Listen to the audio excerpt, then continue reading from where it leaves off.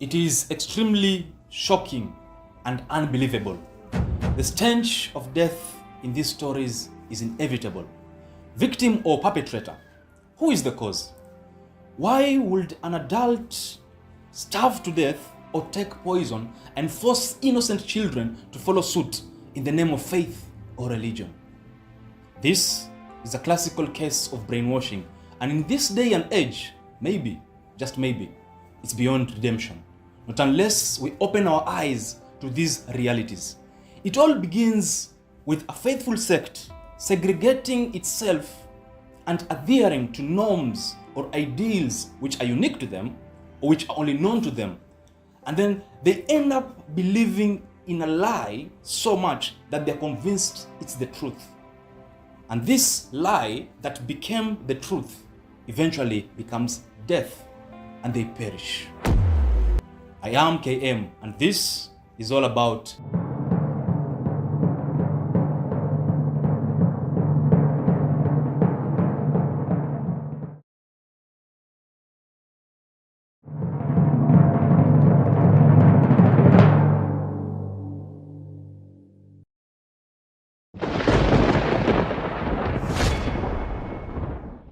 In November 18th, 1978, something catastrophic happened that shook the global headlines. Popularly known as the Jonestown Massacre, where more than 900 members of an American cult called the People's Temple died of a mass suicide under the watch of their leader, Jim Jones. So this guy with the trademark dark sunglasses, Jim Jones, he came from humble beginnings, humble background. Born in rural Indiana in the year 13th of May 1931. He was a self-ordained minister. He set up his first People's Temple in Indianapolis. His congregation was racially integrated, something quite peculiar for a Midwestern church.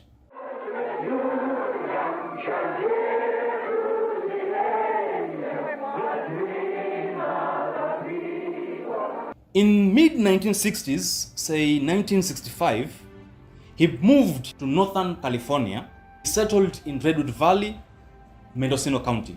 And then in the early 1970s, he relocated now to San Francisco, and also he settled, or he opened a branch or a temple in LA.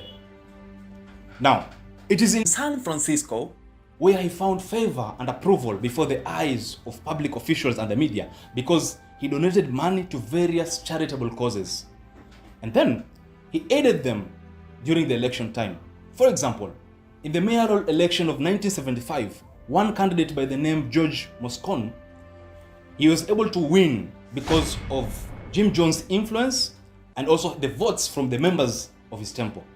And when George Moscone won, he appointed Jim Jones in a position of power as a chairman of the San Francisco Housing Authority Commission. In a place of power and authority, someone can get away with much. But the question is, for how long? Well, he also aided in running social and medical programs where he offered free dining hall services, where he offered drug rehabilitation services, and also legal aid services. His was a message of racial justice. I represent divine principle, total equality, a society where people own all things in common. And this attracted a large and a diverse group of followers. The growth of Jones' congregation was put at 20,000 in the year 1977. At this point, he was referred to as Father by his followers. And the members who defected, they told of being forced to give up their belongings, their homes, their properties, the custody of their children, and also they cited being subjected to beatings by Jim Jones. It is said by these people who defected that he also staged fake cancer healings.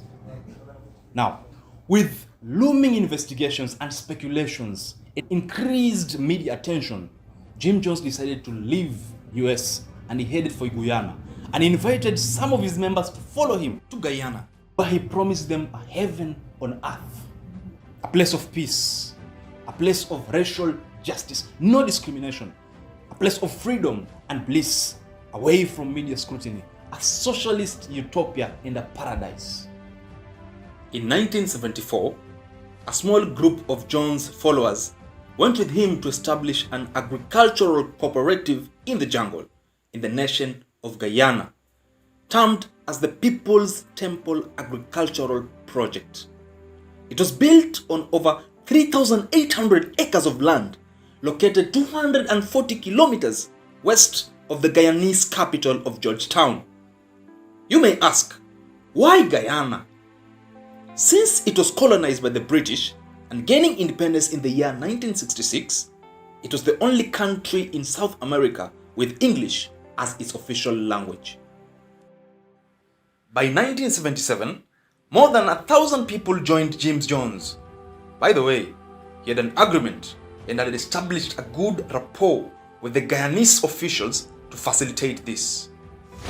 But this heaven on earth was slowly turning into hell on earth, because these members suddenly had to work for 12 hours in a day, 6 days a week. They were also subjected to punishment whenever they questioned John's authority. It is important to note that their passports and medication were confiscated, and this made some of them to be affected by tropical diseases characterized by high fevers and diarrhea. This place was also manned by armed guards. It was a highly controlled environment. Calls or letters were monitored. They were also subjected to mind control. How? There was a broadcast of teachings and news on a daily basis throughout. While all this was happening, Jones was having a decline in mental health. He was having increased paranoia. He was addicted to drugs. You can tell the catastrophe that was about to unfold. Due to what we may refer to as delusions of grandeur, Jones compared himself to Jesus Christ. He studied the likes of Stalin, he studied the likes of Adolf Hitler.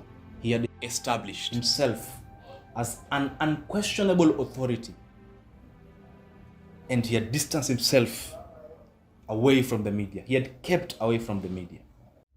With time, a US representative by the name Leon Ryan heard about this from some of his constituents, that their family members were being held against their will at Jonestown, and decided to go there and investigate. So, in November 1978, Ryan arrives in Guyana, accompanied by news reporters, photographers, and concerned relatives and their representatives to some members of this temple. Surprisingly, they were warmly received and were treated to dinner and a musical reception at the main pavilion.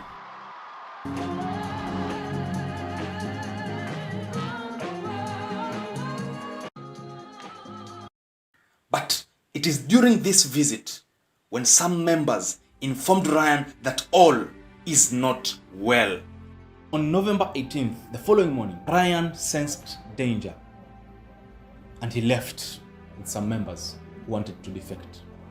Upon leaving, and while waiting at a nearby airstrip, they were ambushed by gunmen who were sent by Jim Jones. And it's obvious what happened. They were killed.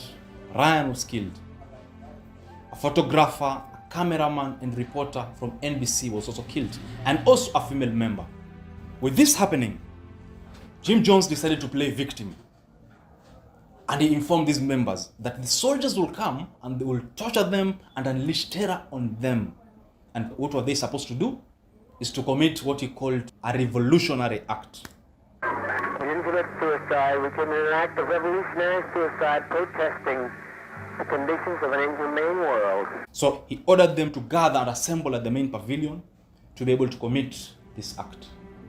By now, I believe you can guess the aftermath. Fruit powdered juice of grape flavor was mixed with cyanide and sedatives. It is important to note before I proceed that Jones had obtained a jeweler's license to be able to obtain this chemical purportedly to be used to clean gold, but it ended up being used as poison. And so, with this concoction present, children, by their own parents, and also by nurses, were administered this poison by a way of syringe down their throats. And after that, the men now and the women who were gathered followed next to take this poisonous concoction. One after another took the poison, deadly poison. There are also guards that were manning this place, like I said earlier. And because this was a highly controlled environment, these armed guards prevented anyone from escaping. That means there was no escape from the jaws of death. We can call this a forced suicide or a voluntary suicide, because during this moment, somebody by the name Christine Miller, a certain lady, she argued that there could be an alternative way instead of ending this in this particular way. Anyone that has any dissenting opinion, please speak. When we destroy ourselves, we're defeated. But she was shut down by hostile remarks, and no one could listen to her. And all of them had to undergo this route. You may ask, what about this leader, Jim Jones? He did not follow this route of taking this concoction. Rather, he shot himself in the head. After a few days, Guyanese officials arrived, and now they found littered bodies scattered all over. Some had injected needles, while Jim Jones was found seated on a chair with a gunshot to his head. The death toll was over 900 people. Only 33 people managed to escape. And all this is found even in the internet corridors via what is called as a suicide tape, because they recorded it via a tape. How shocking, how horrifying.